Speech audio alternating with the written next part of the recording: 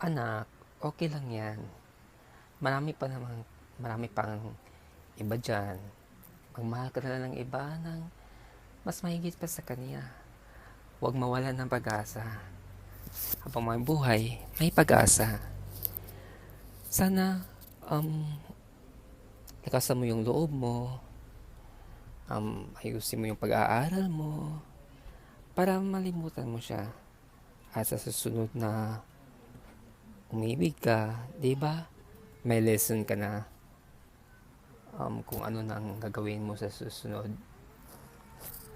Sana patawarin mo na siya at mag-move on ka na sa mga pinagdaanan mo para maging masaya ulit, di ba? At huwag magmukmok. Tignan mo, kami, lagi masaya. Sana masaya ka rin. Ha? Ingat-ingat din.